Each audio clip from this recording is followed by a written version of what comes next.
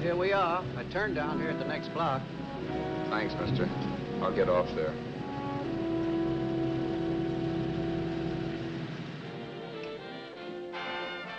Want anything else? No. Hey, you. Me? Yeah, you. It's where you heading? East. Too bad. I thought if you was heading north, I might be able to help you out. I'm pushing to Salt Lake, and I don't like to ride it alone at night. I'm one of those guys that got to talk or I fall asleep. Oh, sure, my partner, he's got Lou to keep him company, but I ain't got nobody at all. Where you coming from? West. Yeah, sure, I know, but where, L.A.? Maybe. Got a cousin out in L.A. You don't say. Yeah, he's been out. You're not much of a talker, are you? My mother taught me never to speak to strangers. Oh, a wise guy. So what? Okay, okay, don't get sore. Just trying to be sociable, that's all. Hey, Glamorous. You change for a dime, will you?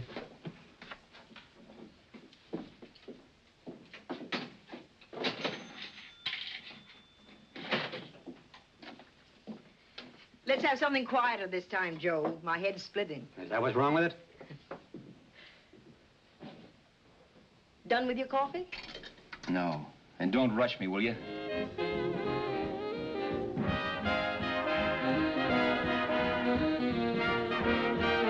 Hey, turn that off. Will you turn that thing off? What's eating you now? Yeah, what's eating you? That music, it stinks. Oh, you don't like it, huh? No, turn it off. Oh, wait a minute, pal. That was my nickel, see? This is a free country. And I play whatever I want to. Okay. Sure, and if you don't like it, you don't have to listen to it. And you can leave here anytime you want to. Okay, I'm sorry I asked. First good piece played tonight and you don't like it. Some people just ain't got any good taste.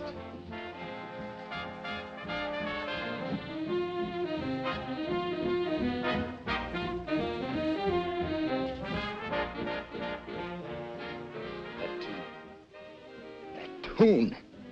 Why was there always that rotten tune? Following me around, beating in my head, never letting up. Did you ever want to forget anything? Did you ever want to cut away a piece of your memory or blot it out? You can't, you know. No matter how hard you try. You can change the scenery, but sooner or later you'll get a whiff of perfume or somebody will say a certain phrase or maybe hum something. Then you're licked again. I can't believe that you're in love with me. I used to love that song once. So did the customers back in the old Break at Dawn club in New York. I can't remember a night when I didn't get at least 3 requests for it. Sue, she was always selling it too. Those were the days.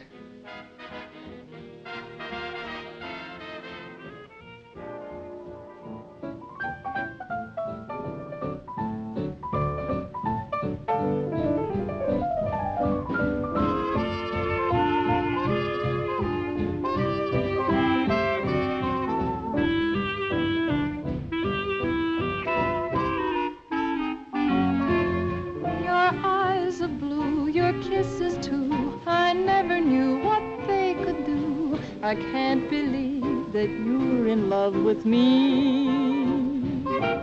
You're telling everyone you know that I'm on your mind each place you go. They can't believe that you're in love with me. I have always placed you far above me. I just can't imagine that you love me. And after all is said and done, to think that I'm the lucky one, I can't believe that you're in love with me.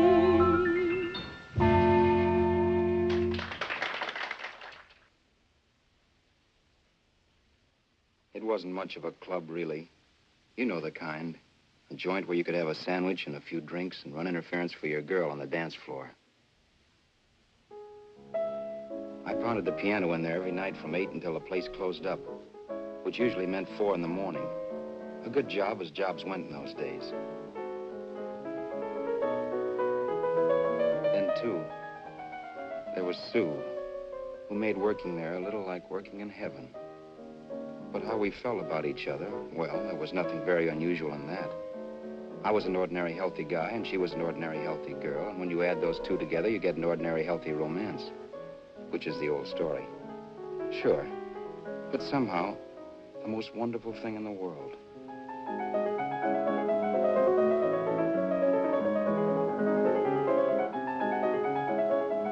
All in all, I was a pretty lucky guy.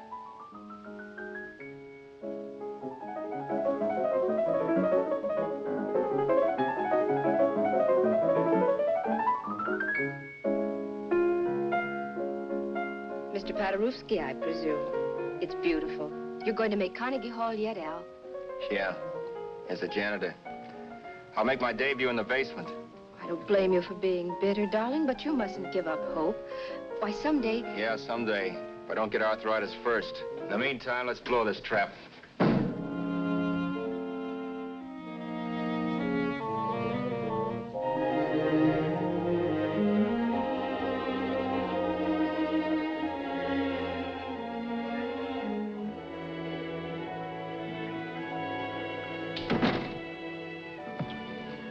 Like to get something to eat, hon? Oh, I don't think so, Al. I lose my appetite working in this flea bag. Let's go home. Okay. I can't stand much more of that dump. Did you see that drunk tonight trying to paw me? No, what drunk? Does it matter what drunk? Say, what's the matter with you tonight, darling? That's the third time you started to tell me something and then stopped. We shouldn't have any secrets from each other, Sue. Next week, we're going to make with the ring and the license. You and me will be a team. Yes, that's right. In the Bush League. I don't get you. We've been struck out. It's a funny way to talk, darling. Don't you want to marry me? Al, look, I love you. You know I do, and I want to marry you. But? But not now. Only after we've made good. Sunday, I'm going away. Oh, I know you'll think it's silly. That's why I hesitated to tell you. But I'm going to California. I want to try my luck in Hollywood. That's the most stupid thing I ever heard of. Don't you know millions of people go out there every year and wind up polishing cuspidors? I thought you had better sense. You sound as if you don't think I have any talent. That has nothing to do with it. I'll make out all right. Maybe. But what about me? Doesn't it mean anything to you that you're busting up all our plans? We may not see each other for years? It won't be that long. I thought you loved me. I do. You know I do. Well, here we are. Al, why can't you see my side of it? I'm young. We both are, and we've got all the time in the world to settle down. Really, darling, what I'm doing is the only sane thing to do. I hate the thought of being so far away from you, but we'll be together again someday. Maybe you'll decide to come out too later on.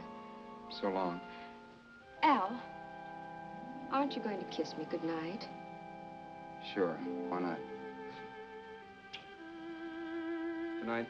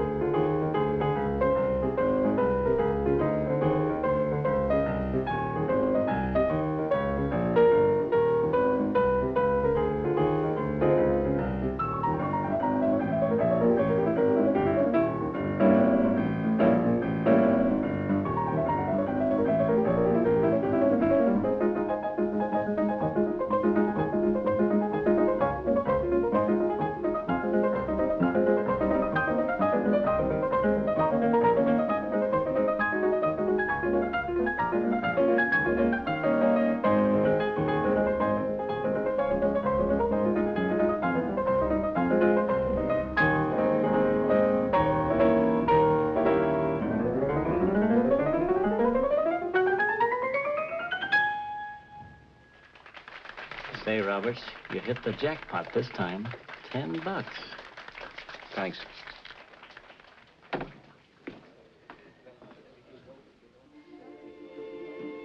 So when this drunk handed me a 10 spot after a request, I couldn't get very excited. What was it, I asked myself? A piece of paper crawling with germs. Couldn't buy anything I wanted. It couldn't... Then I thought of something.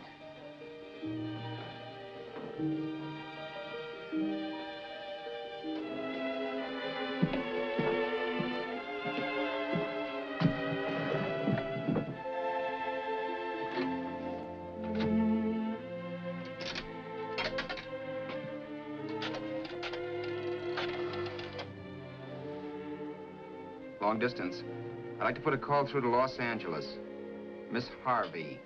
Sue Harvey, Harvey. The number is Crestview 65723.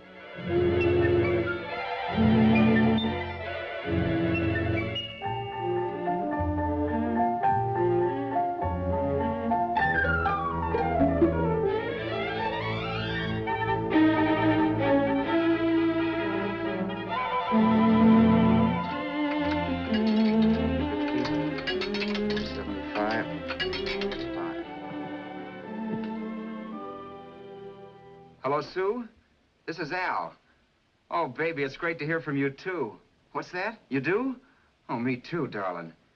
I thought I'd go batty without you. I just had to... Huh? You're working as a hashlinger? Gee, honey, that's tough. Those guys out in Hollywood don't know the real thing when it's right in front of them.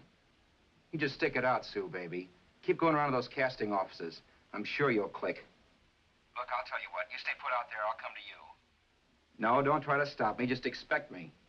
Train? Who knows? Train, plane, bus, magic carpet. I'll be there if I have to crawl. If I have to travel by pogo stick. And then, let's get married right away, huh? That's the stuff. That's what I've been wanting to hear you say. Well, goodbye for now. I'll be seeing you soon. Yeah. Bye. The only way I could cross country was to thumb rides. For even after hawking everything, I only had enough money to eat. Money. You know what that is. It's the stuff you never have enough of. Little green things with George Washington's picture that men slave for, commit crimes for, die for. It's the stuff that has caused more trouble in the world than anything else we ever invented. Simply because there's too little of it. At least I had too little of it.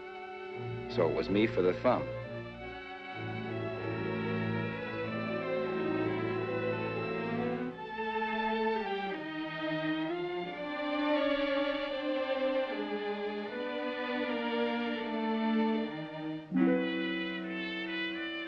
Ever done any hitchhiking? It's not much fun, believe me. Oh, yeah, I know all about how it's an education and how you get to meet a lot of people and all that. But me, from now on, I'll take my education in college or in PS 62, where I'll send $1.98 in stamps for 10 easy lessons.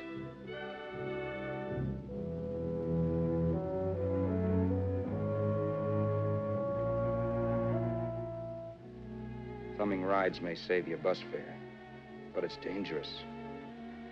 You never know what's in store for you when you hear the squeal of brakes. If only I had known what I was getting into that day in Arizona. Here, throw that in the back seat. Okay, let's go. Make sure that door is closed.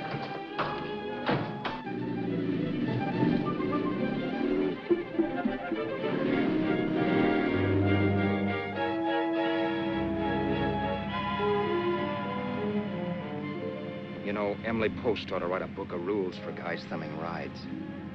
Because as it is now, you never know what's right and what's wrong.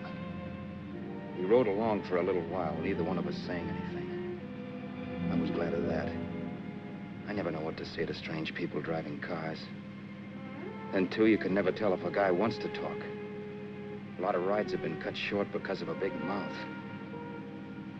So I kept my mouth shut until he started opening up.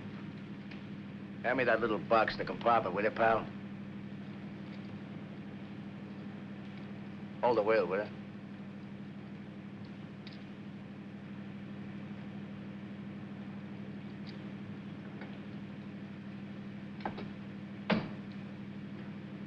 How far are you going? L.A. Well, you're really traveling, aren't you?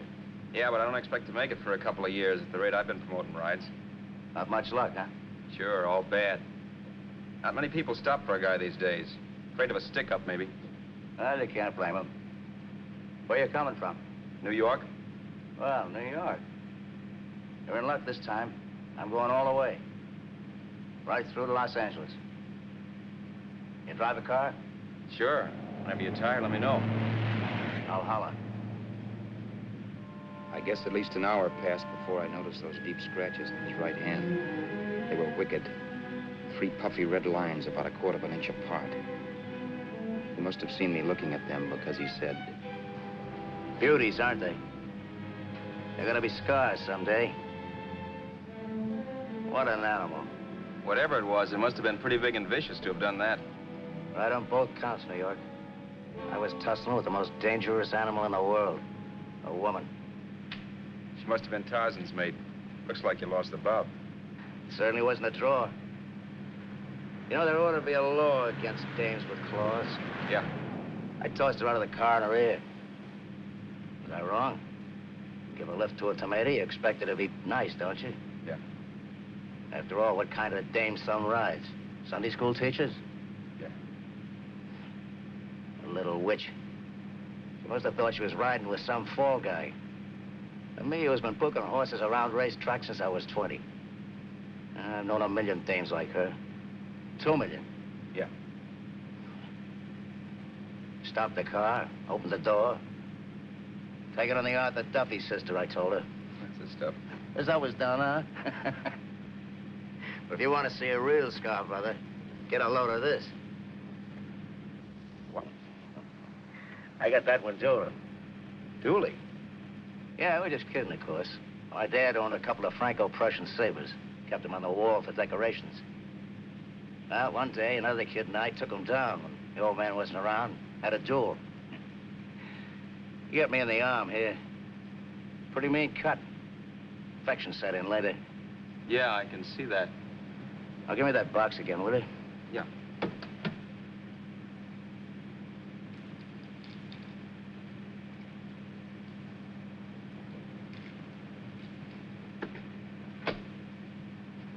Pain made me lose my head, I guess. Began slashing. Before I knew it, I'd put the other kid's eye out. That was tough. Well, it was just an accident, of course. But you know how kids are. I got scared and decided I was going to run away from home. Old man almost caught me when I was packing my duds. The bloody rag I had wrapped around my wrist hadn't caught his attention. Just seen the bundle for sure. But I beat it when he was phoning for a doctor. That was 15, 16 years ago. I haven't been home since. Pull in there for a bite or something, huh? a bite or something. Brother, was I hungry. I hadn't had anything in my stomach for hours. Yet even with that gnawing in the pit of my belly, I didn't want to be in too big a rush to put on the feed bag. First, I had to make sure this guy knew the score. If I got him down on me, it was goodbye ticket to Hollywood. I'll wait out here for you, mister. If it's the money, don't worry about paying for it. This time it's on me. Well, that's white of you, Mr. Haskell, think nothing of it. You make your first million, maybe you can do the same for me. Come on, New York. I gotta make the West Coast by Wednesday. There's a horse running at Santa Anita named Pirate Bicycle. Means dough to me if I'm on him. We'll make it all right. He did most of the talking during the half hour we were in the place. I ate. He rambled on about his old man, whom he hadn't heard from since he ran away as a kid. And how he happened to become a bookie. And then all about how he got rooked in Miami. One race, 38 grand. They cleaned out my book. How do you like that? That was tough luck. Yeah, and I'm supposed to be the smart guy. Well, you just wait. I'm going back to Florida next season with all kinds of jack. And you watch those stinkers run for cover. Want anything else? No, thanks. I've had plenty.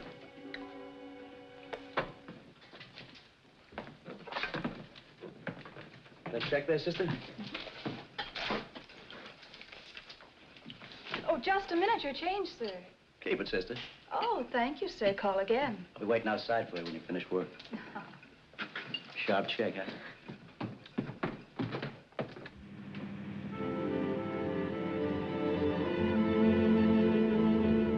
I drove all that night while Haskell slept like a log. After a while, I began to get sleepy myself. I was happy, though. Soon I'd be with Sue again. The long trip was practically over, and there'd be no more hoofing it down the concrete. I began to think of the future, which couldn't have been brighter if I'd embroidered it with neon lights. It was nice to think of Sue shooting to the top. It's amazing what a full belly can do to your imagination. Your eyes are blue, your kisses too. I never knew what they could do. I can't believe that you're in love with me.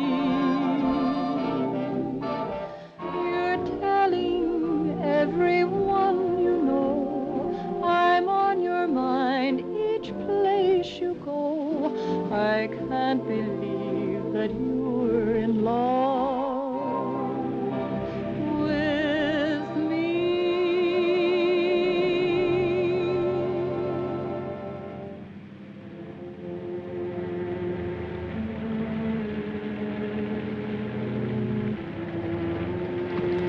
Mr. Haskell. Mr. Haskell. Mr. Haskell, wake up. It's raining. Don't you think we ought to stop and put up the top?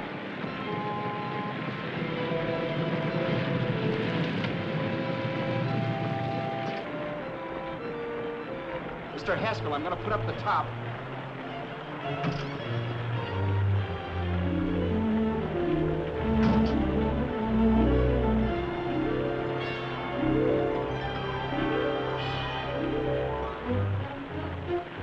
Up until then, I had done things my way. But from then on, something else stepped in and shunted me off to a different destination than the one I had picked for myself. For when I pulled open that door... Mr. Haskell, what's the matter? Are you hurt? Are you hurt, Mr. Haskell? Start your sermon. I'll listen to it. But I know what you're going to hand me even before you open your mouths. You're going to tell me you don't believe my story of how Haskell died and give me that don't make me laugh expression on your smug faces. I saw at once he was dead, and I was in for it. Who would believe he fell out of the car? Why, if Haskell came too, which of course he couldn't, even he would swear I conked him over the head for his dough. Yes, I was in for it. Instinct told me to run, but then I realized it was hopeless. There were lots of people back down the road who could identify me. That gas station guy and the waitress. I would be in a worse spot then, trying to explain why I beat it. The next possibility was to sit tight and tell the truth when the cops came. But that would be crazy. They'd laugh at the truth. And I'd have my head in a noose. So what else was there to do but hide the body and get away in the car? I couldn't leave the car there with him in the gully. That would be like erecting a tombstone.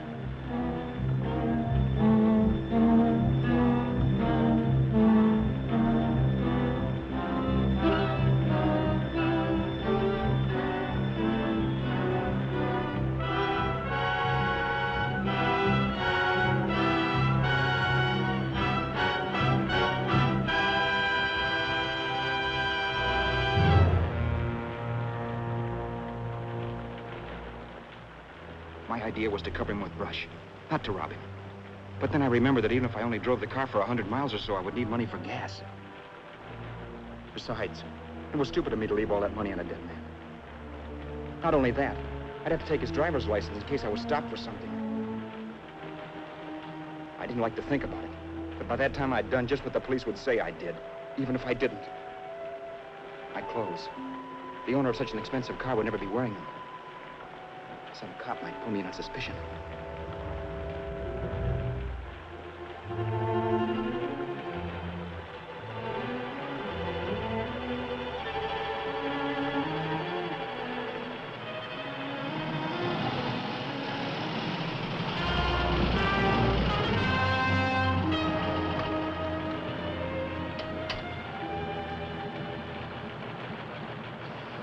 Hey, you, this your car? Don't you know better than to leave a car with the wheels halfway in the middle of the road? That's the way accidents happen. I'm sorry, officer. I was just putting up my top. I didn't think. Well, the next time, think. I'll let you go now, but watch your step in the future. I know that's a lonely stretch, but cars come by here once in a while, and we have plenty of crack-ups. Thanks, officer.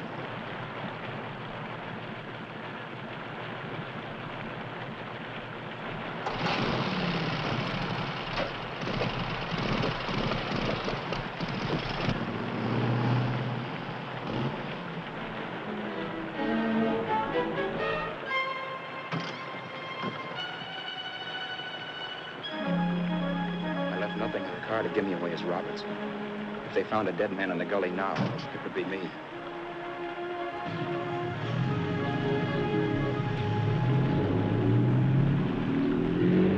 As I drove off, it was still raining. The drops streaked down the windshield like tears. I kept imagining I was being followed and that I could hear sirens back in the distance. Just how long it took me to cover the 60-odd miles to the California state line, I don't know. I lost all track of time. But the rain had stopped and the sun was up when I pulled up to the inspection station. Hello? Carrying any fruits or vegetables? No. Any livestock or poultry? No. I'd like to see your registration and driver's license, please. Anything in the baggage compartment? Just baggage. Charles Haskell, Jr., age 30, brown eyes, dark hair. Identifying marks, none. Are you Charles Haskell, Jr.? Yes. Well, remember, if you're employed and you stay over 30 days, you take out California plates. All right, officer, but I'll only be in the state a short while. Right, you can go now.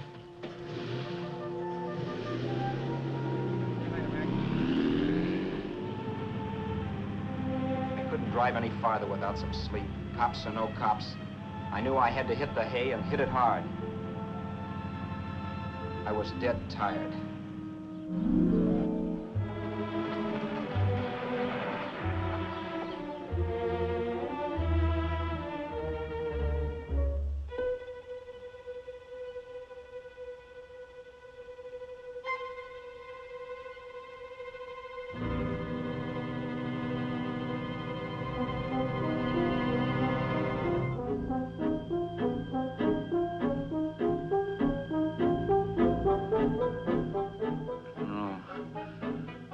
Mr. Haskell. No.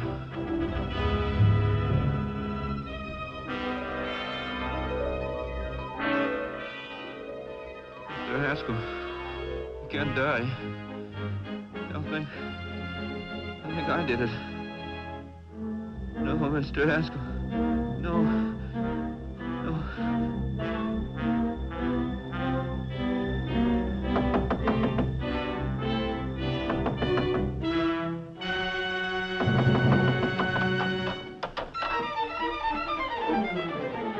Who's there? It's the maid. Can I come in and clean? Later. In a half hour. All right, sir.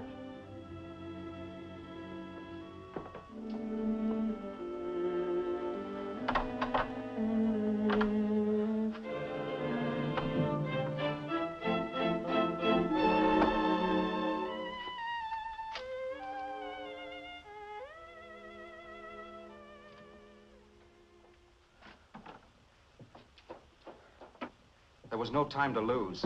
Every minute I had to be Charles Haskell was dangerous. And I'd have to be Charles Haskell until I got to some city where I could leave the car and be swallowed up.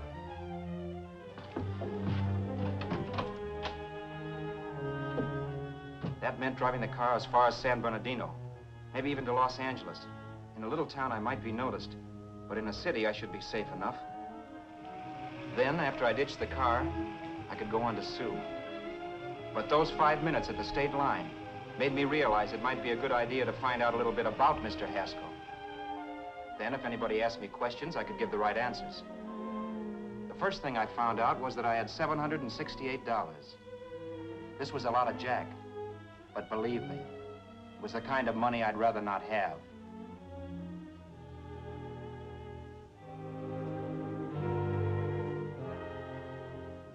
And then I found out from a letter Haskell was carting around in his bag that he wasn't the open-handed, easygoing big shot who went around buying dinners for strange hitchhikers.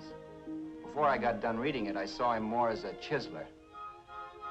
It was written to his old man in California, the one he hadn't seen in so many years. In it, Haskell posed as a salesman of hymnals, of all things. It was easy to see where Haskell expected to raise a new stake for his book in Miami by rooking his old man. That was about all I found out from his effects, and it was enough. I told myself, maybe old man Haskell was lucky his son kicked off. He would never know it, but it saved him from taking a flyer in Sacred Literature Preferred.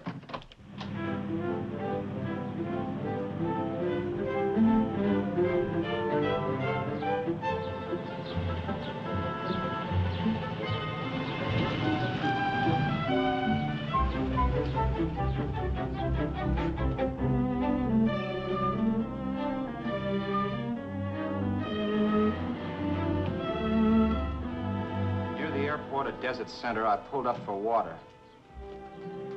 There was a woman. Hey, you! Come on if you want to ride.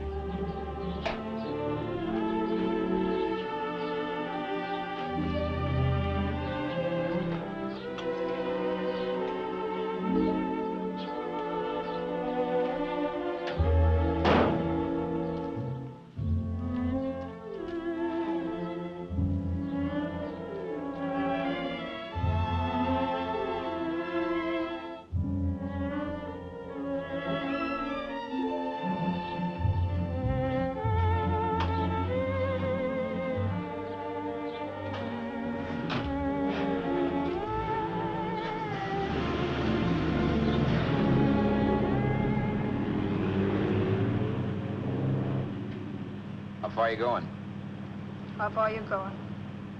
That took me by surprise, and I turned my head to look her over. She was facing straight ahead, so I couldn't see her eyes. But she was young, not more than 24. Man, she looked as if she'd just been thrown off the crummiest freight train in the world. Yet, in spite of this, I got the impression of beauty. Not the beauty of a movie actress, mind you, or the beauty you dream about when you're with your wife, but a natural beauty. A beauty that's almost homely because it's so real. Then suddenly she turned to face me. How far did you say you were going? Los Angeles? L.A.? L.A.'s good enough for me, mister. That's what I was afraid of. What'd you say? Oh, nothing, just thinking out loud. People get in trouble for doing that. What's your name? You can call me Vera if you like. You live in Los Angeles? No. Where are you coming from?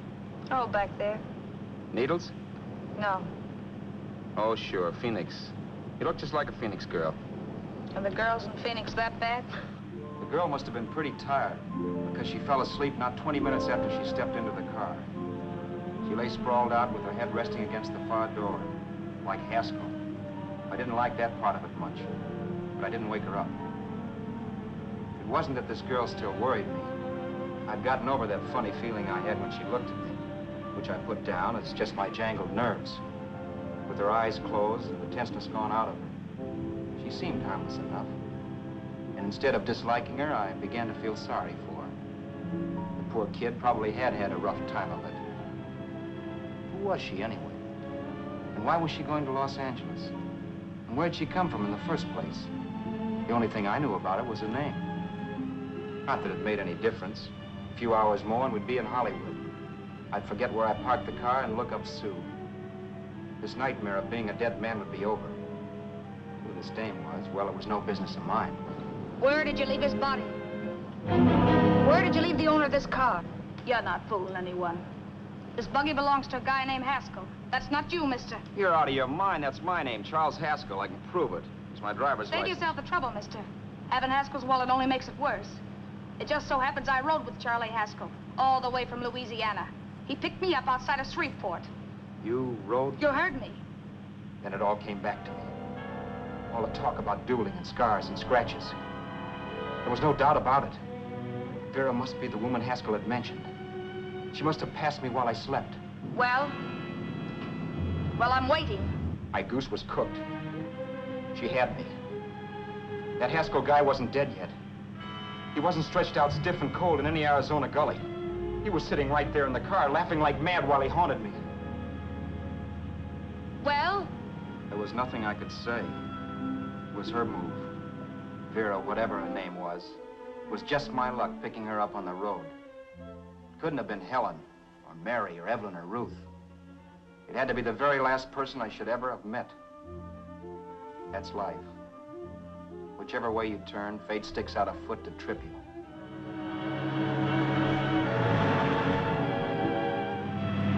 I told her everything, but she didn't believe my story. I should have saved my breath. That's the greatest cock and bull story I ever heard. So he fell out of his car. Say, who do you think you're talking to, a hick? Listen, mister, I've been around, and I know a wrong guy when I see one. What'd you do, kiss him with a wrench? Now, wait a minute. What I told you was true. You see, that's why I had to do it. You think I killed him. Well, the cops would have thought so, too. Yeah, well, maybe they still think so. What makes you so sure I'll shut up about this? Vera, I'm innocent.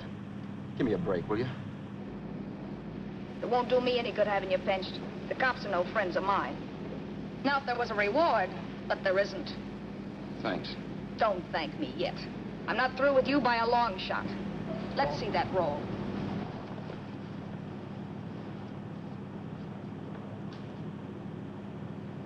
Is that all Haskell had? Isn't it enough? No, I thought he had more. Not that I know of. You can search me if you think I'm holding out on you. Well, maybe I will at that. He told me he was going to bet $3,000 on a horse named Paradisical on Wednesday at Santa Anita. He was stringing you along. He meant 300. Maybe. Sure, $3, 300. He was a piece of cheese, a big blowhard. Listen, mister, don't try and tell me anything about Charlie Haskell. Remember, I knew him better than you did. Okay, then you knew he was a four-flusher. That explains the $3 bet. I'm not so sure he didn't have that $3,000. Why should I believe you? You got all the earmarks of a cheap crook. Now, wait a Shut minute. Up. You're a cheap crook and you killed him. For 2 cents, I'd change my mind and turn you in. I don't like you. All right. Don't get sore. I'm not getting sore. But just remember who's boss around here. If you shut up and don't give me any arguments, you'll have nothing to worry about. But if you act wise, well, mister, you'll pop into jail so fast it'll give you the bends. I'm not arguing. Well, see that you don't. You know, as crooked as you look, I'd hate to see a fella as young as you wind up sniffing that perfume that Arizona hands out free to murderers. I'm not a murderer. Of course you're not. Haskell knocked his own head off. He fell, that's how it happened, just like I told you. Sure, and then he made you a present of his belongings. I explained why I had to do that. Doesn't make a difference one way or another. I'm not a mourner. I liked Haskell even less than I like you. Yeah, I saw what you did to him. What do you mean? Well, scratches on his wrist. Sure, I scratched him. I'll say you did. So your idea was to drive the car a little way, maybe into San Bernardino, and then leave it. You weren't gonna sell it? Sell it? You think I'm crazy? Somebody else's car? See, all I want to do is leave it somewhere and forget I ever saw it. Not only don't you have any scruples, you don't have any brains. I don't get you. Maybe it's a good thing you met me. You'd have got yourself caught, sure.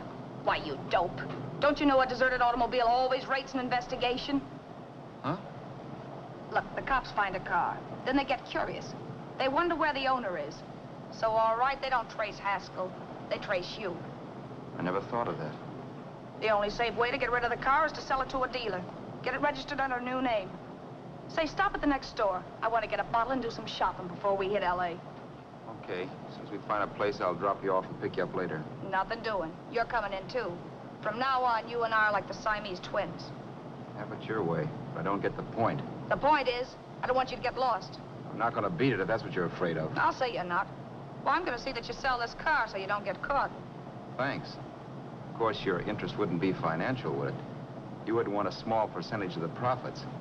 Well, now that you insist, how can I refuse? 100% will do. Fine. I'm relieved. I thought for a moment you were going to take it all. I don't want to be a hog.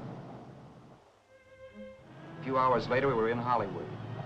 I was recognizing places Sue had written about.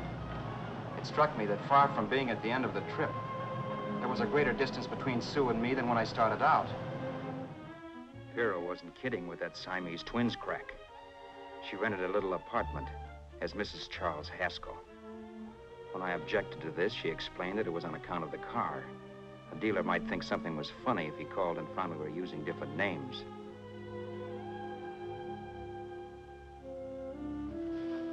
Home, sweet home. Yeah. Not bad either.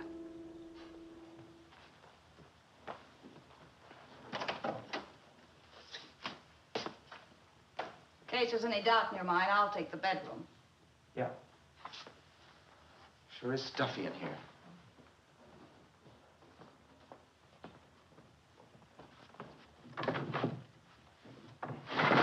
Keep the window shut. Okay.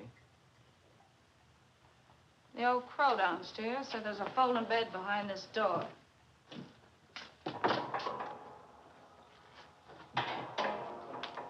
You know how to work it? I invented it. Some joint. One can't have everything.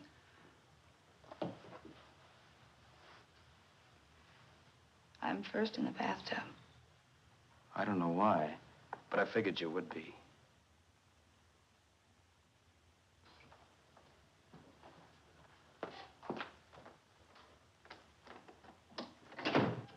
Boy, oh boy.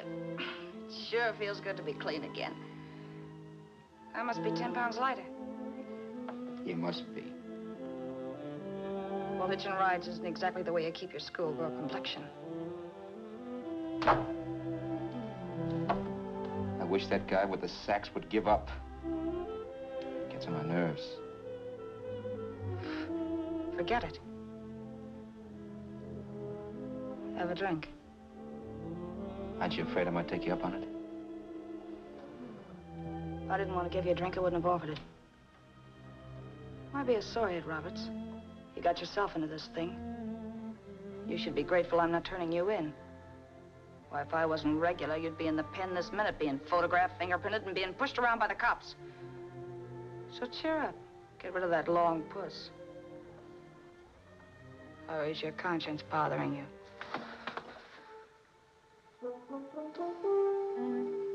No. It isn't. Swell. That's the spirit. He's dead and no mulling around to bring him back.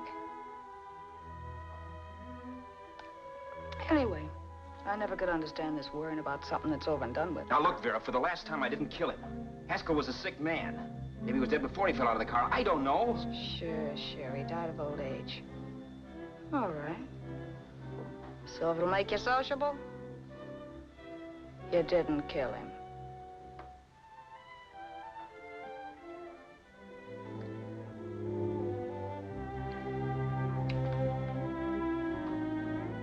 Thanks.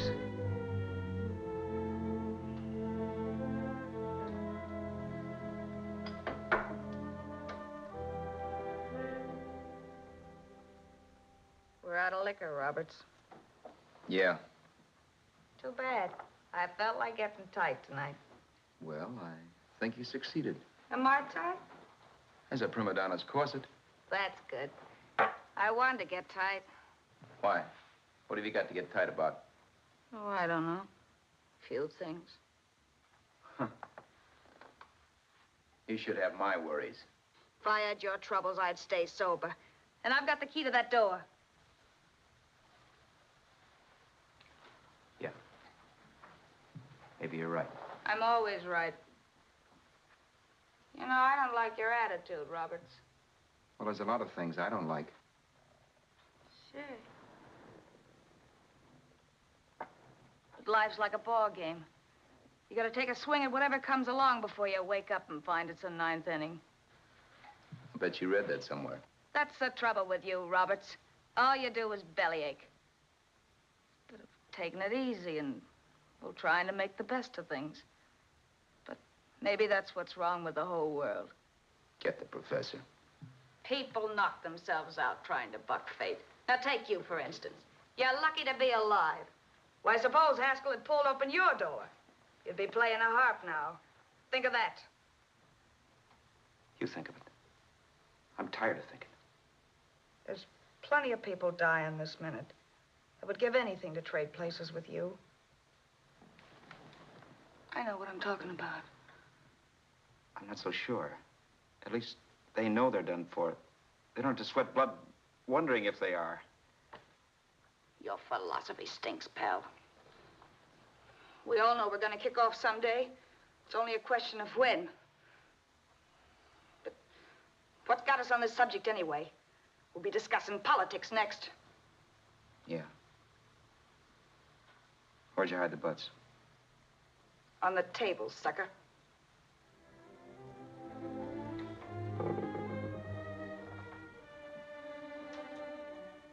We bored each other with conversation for a couple of hours longer. Every 5 minutes, one of us was wishing we had another bottle or a radio or something to read. Then finally, we ran out of chatter. I know it's only 11 o'clock, but I want to get up early and make the rounds of the used car lots. No hurry about that. We got all the time in the world. Maybe you have, but if you think I want to stay cooped up in this place any longer than I have to, you're batty. It's not a bad place. Pay plenty for diggings like this in New York. I wouldn't like it if it was the Ritz.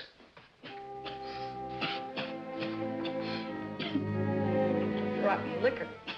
You got a mean cough. Want to do something about it. I'll be all right. That's what Camille said. Who? Nobody you know. Wasn't that the dame that died of consumption? Yeah. Wouldn't it be a break for you if I did kick off? You'd be free with all Haskell's dough and car. I don't want to see anybody die. Not even me. Especially not you. One person died of me. If you did, well, that's all I need. You don't like me, do you, Roberts? Like you. I love you. My favorite sport is being kept prisoner. After we sell the car, you can go to blazes for all I care, but not until then.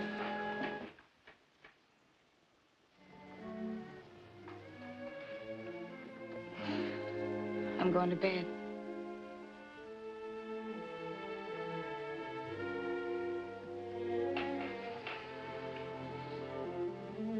Good night, Roberts. Don't try and sneak away during the night. All the doors are locked. Anyway, if I find you gone in the morning, I'll notify the police. They'll pick you up. Don't worry, I know when I'm in a spot. Well, good night. I hope that portable rack isn't too uncomfortable for you. Don't lose any sleep over it, will you, Vera?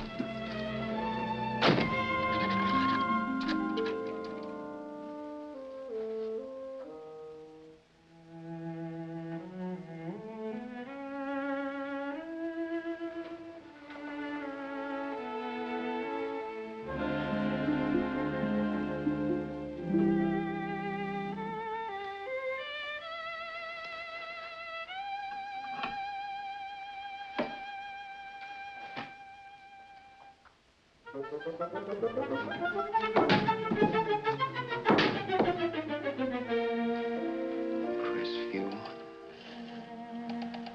6, 5, 7, 2, 3. Hello? Hello? Hello? Hello?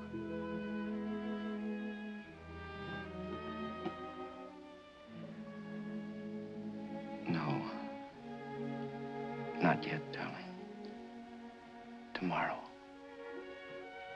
Maybe. If this were fiction, I would fall in love with Vera, marry her and make a respectable woman of her, or else she'd make some supreme Class A sacrifice for me and die. Sue and I would bawl a little over her grave and make some crack about there's good in all of us. But Vera, unfortunately, was just as rotten in the morning as she'd been the night before. All right, I'm coming. Look, Vera, it's almost noon. So what? The dealers will be there all day. I'll be there all year, too, but that doesn't mean I'm going to wait that long. Shut up. You're making noises like a husband. Well, do I rate a whistle? You sure do, but let's go. Let's go, let's go. I spent $85 and 2 hours preparing bait, and all you can say is let's go. Come on.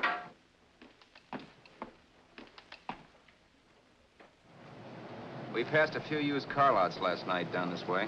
What do you think we can get for this heap? I don't know. Plenty. You just let me handle everything. Think we can get $2,000? I don't know, but don't worry. I'll squeeze as much out of this guy as I can. If I let it go cheap without a fight, he might think we've stolen the car. And listen, don't make any slips and call me Roberts. That'll cook us. I don't need you to tell me that. You better just sit by and keep your mouth closed. Remember, we're both in the soup if anything happens. Forget it and drive. You're my wife, Vera Haskell. Look, After the deal's closed, let's go back to that place on Hollywood Boulevard where I saw the fur jacket. I want to buy it. After the deal's closed, I'm saying goodbye to you. That's right, I forgot.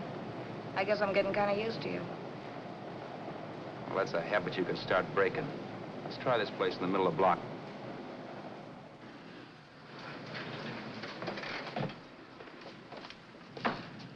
Good afternoon. What can I do for you? We're interested in selling a car. If the price is right.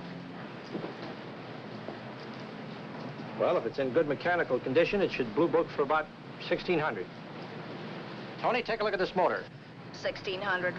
Are you kidding?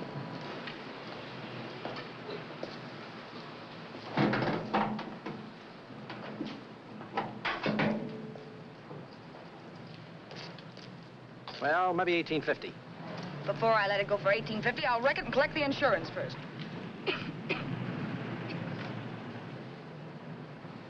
Lady, this motor's seen a lot of driving.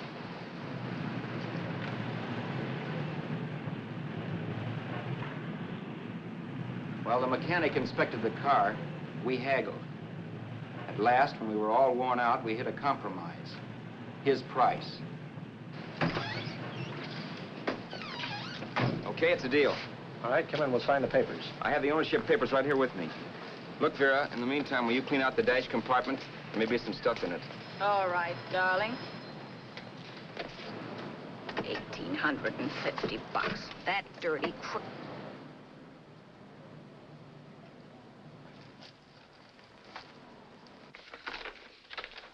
In New York, huh? Yeah. But you bought the car in Miami? Yeah. Well, now let's see about the insurance. We can either have it transferred or canceled. What kind of insurance do you have, Mr. Haskell?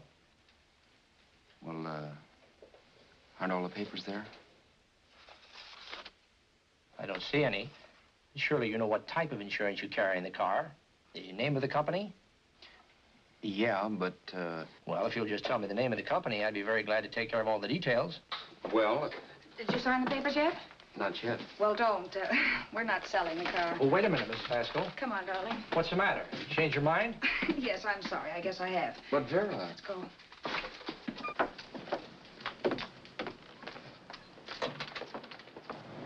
You got me out of a tight spot, Vera. But I still don't understand all this. You will in a minute. I almost threw away a gold mine. 1850 isn't to be sneezed at. The car doesn't book for as much as I thought. We're not selling the car. You want to keep it. Now, wait a minute, Vera. You said yourself I wouldn't be safe until the car was in someone else's name. I'd like to be free of this mess when I go. That's just it, Roberts. You're not going. There's a drive-in at the next corner. Pull in there and we'll get a bite to eat. And I'll explain. What is this, another one of your brilliant ideas?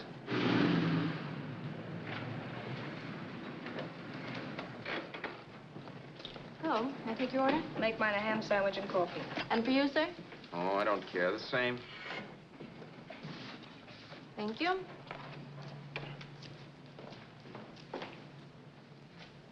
Get this, Vera. I've been pretty patient so far. I've done everything you asked me to do, but no more. Shut up. You've taken Haskell's money, and you can have the dough we get from selling the car, but you're not going to keep me a prisoner. It's a good thing I bought the paper. Take a look at that. Vera, I'm in no mood. Read that.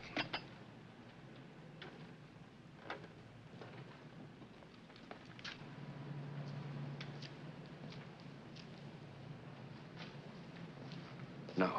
Yes. No, I won't do it. Yes, you will. You think I'm crazy? It's impossible, I tell you. Excuse me.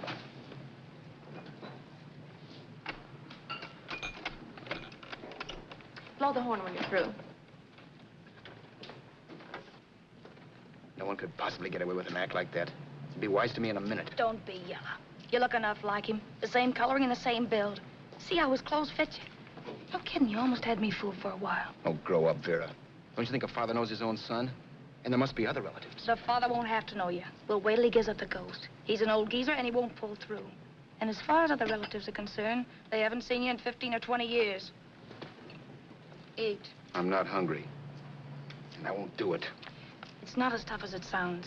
Remember, you've got all kinds of identification. His car, letters, license. I could never get away with it. It's the stupidest thing I've ever heard. The old boy has scads of dough. Look in the paper there. Personal fortune assessed at over 15 million. He'll leave plenty, I tell you. Maybe he cut off his son. How do we know? It's out, Vera. I won't have anything to do with it. I think you will. Look, Vera, I'll do anything within reason, but not that. So forget it. Find yourself another stooge. You sap. You'll be fixed for the rest of your life as Charlie Haskell. You can take your inheritance and go away. No more worrying about the rent, no sweating, scheming, wondering where your next meal's coming from. Think about that, Roberts. Vera, please, you're talking too loud. On this, I'm splitting 50-50 with you. Sure, why not? We're both alike, both born in the same gutter. Now, take it easy, Vera. There's people around here. You don't know what you're talking about. We'll wait till we read that old man Haskell's dead. And you show up. Like you read in New York that he was sick. No. Suppose he doesn't die. He will. I know he will. Something tells me. But as much as I insisted I would have no part of her scheme, Vera was taking it for granted I would. Neither of us had our mind on the cards as we played that night. I knew we were just trying to kill time between newspaper editions. This was a death watch for Vera. Maybe it was for me, too. Don't you realize if I'm caught, they'll want to know where I got the car and stuff, and they'll have me on a murder charge. If you're smart, you won't get caught. I knocked with 7. And if I'm caught, don't you realize you'll be out, too? 18 points. That gives me 30. How will I be out? You'll be out $1,850 we would have gotten on the car.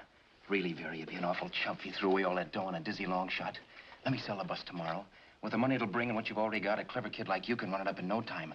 Then we'd both be in the clear. I'll be in the clear anyway. Maybe. Maybe. But if I got caught, I'd get good and sore at you, you know. You mean you'd squeal? Well, no, not squeal exactly. Never mind what you meant. Even if you did tell the cops I was in on it with you, what could they do to me? They might give me the same medicine they gave you. Yeah. A rope. But I'm on my way anyhow. All they'll be doing will be rushing it. All right. But think of the $1,850 you'd lose. You'd kick yourself along the block if you ever let it get away from you. I'll take the chance. Want another drink? You're being a goon.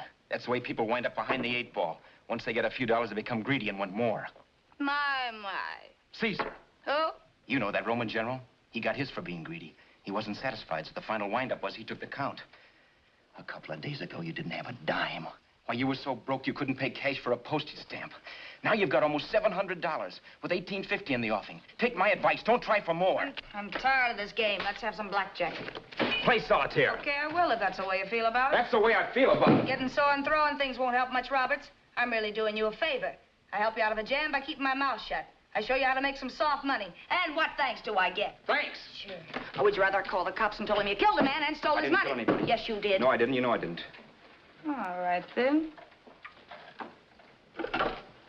Suppose I call the cops.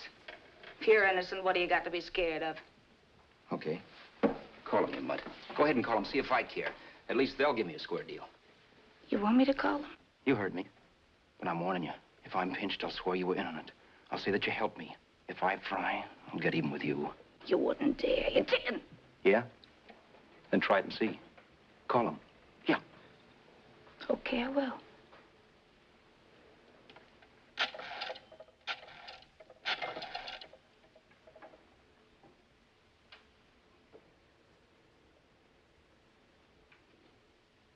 Information? I want the number at the Hollywood police station.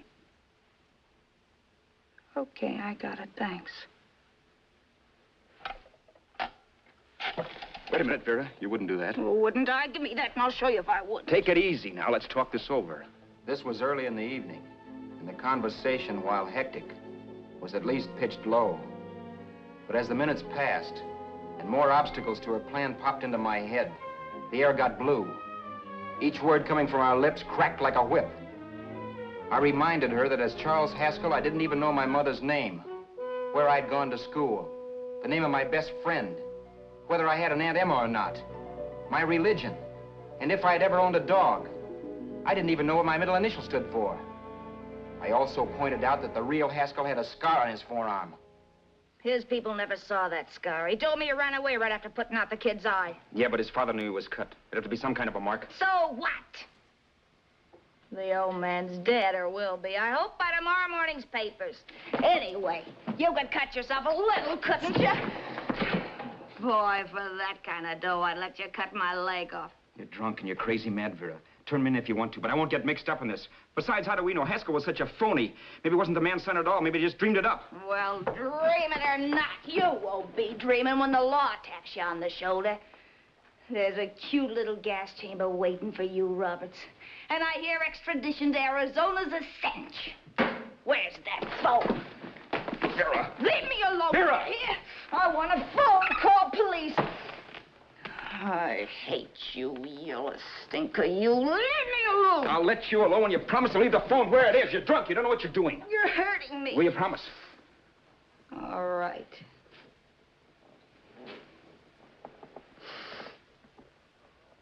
You hurt me. I'm sorry, but... And it's hot in here. Open up a window. It's not hot. Don't tell me. Now, do you do it or do I do it? You're no gentleman, see? Yeah. All right. I'll open up the window. Vera!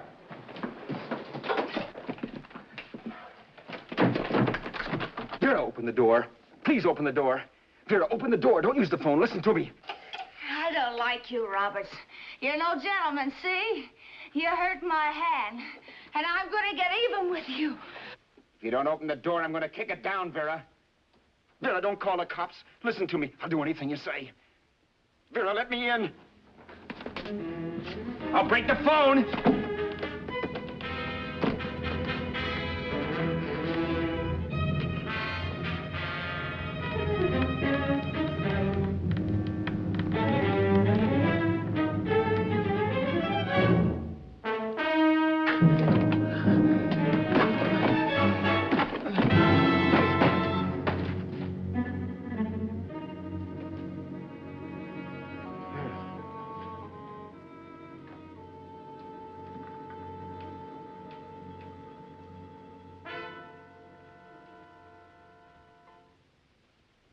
The world is full of skeptics.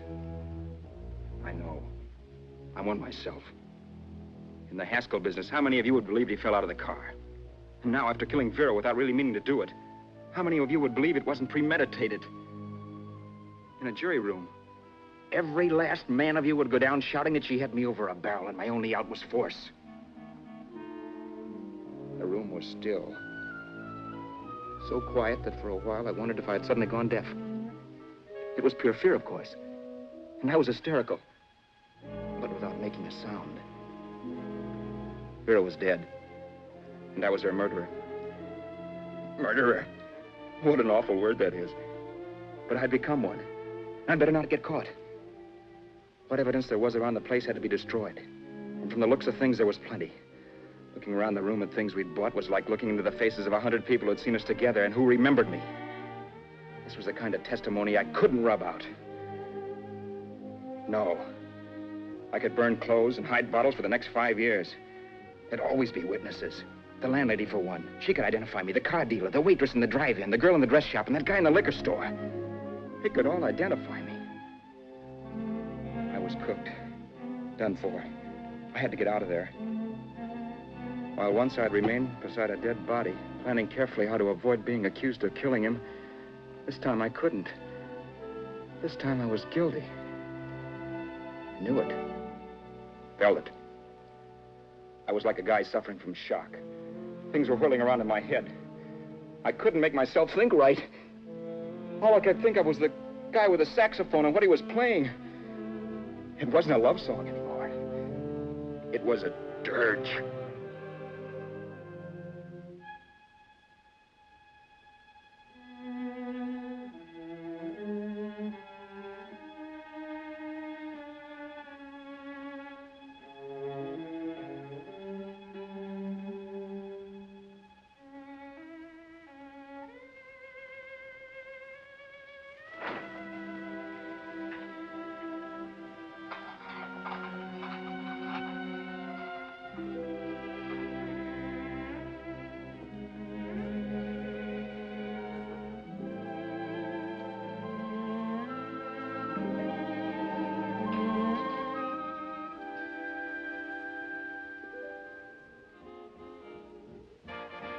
My problems weren't solved.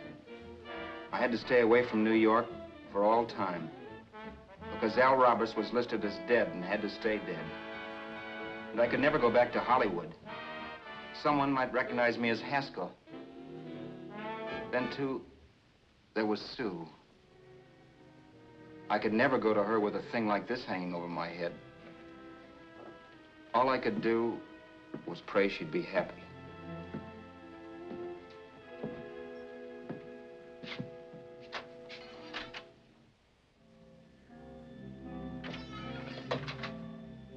I was in Bakersfield before I read that Vera's body was discovered.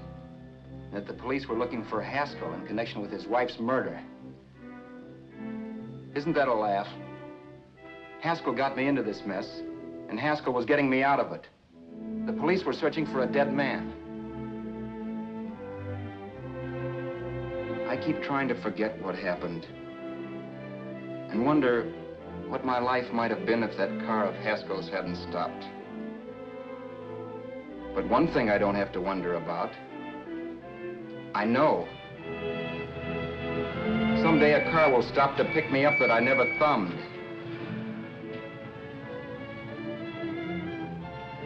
Yes.